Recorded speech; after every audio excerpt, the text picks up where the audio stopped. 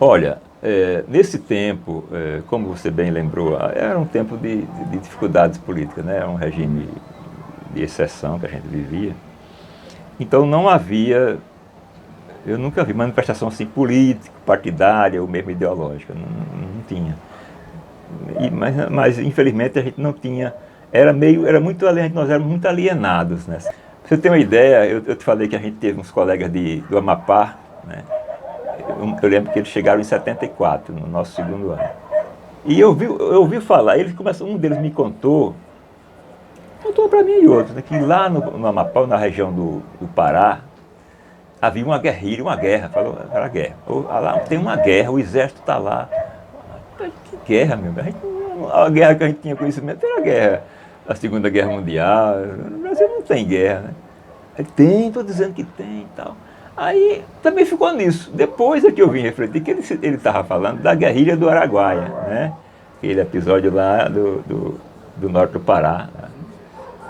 Em que o exército realmente dizimou lá o grupo de revolucionários. Naquele tempo, apesar de ser um tempo da ditadura, no auge mesmo da ditadura, né? Uhum. Inclusive, o colégio, a forma da gente se conduzir, a gente tinha que bater contência para a bandeira, era direcionado a eles. Eu acho que quando essa juventude diz assim, a intervenção militar, eu digo, eu me nego a aceitar que um jovem fale, porque ele não viveu, eu vivi. Eu sei o que foi a ditadura militar, porque a gente foi para a rua. Me sinto até feliz na vida de saber que eu ainda estou aqui viva, pegando todas essas etapas assim, desde a ditadura até agora.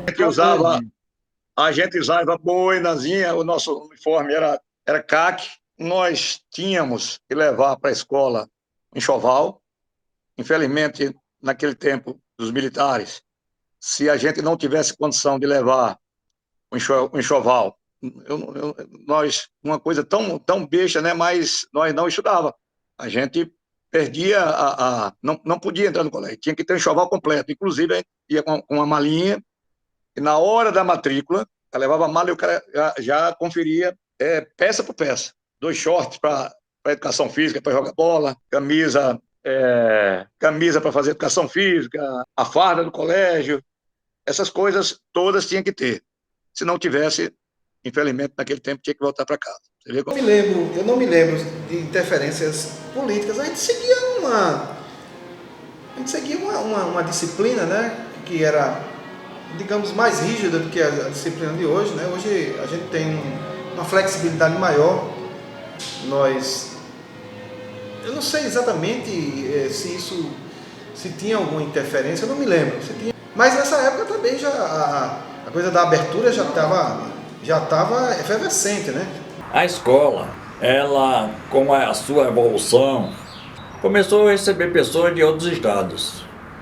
E chegaram umas pessoas lá do estado do Pará, do Amazonas, da Bahia, certo? De Pernambuco, certo? Pernambuco já havia um movimento ali. Eu sei que já existia esse movimento, né? Por causa daquela história da reforma de base, né? No governo do João Goulart, certo? E isso foi atritando, entrar em choque com o regime militar, né? E foi quando houve o golpe militar em 64. E a escola passou um momento difícil, porque tinha também, o diretor era uma liderança muito grande, que era o Tupi, né?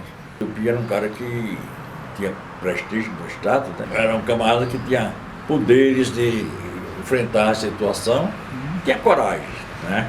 Melhor dizendo. E nesse momento ele foi um cara que enfrentou isso, embora foi deposto da escola como diretor.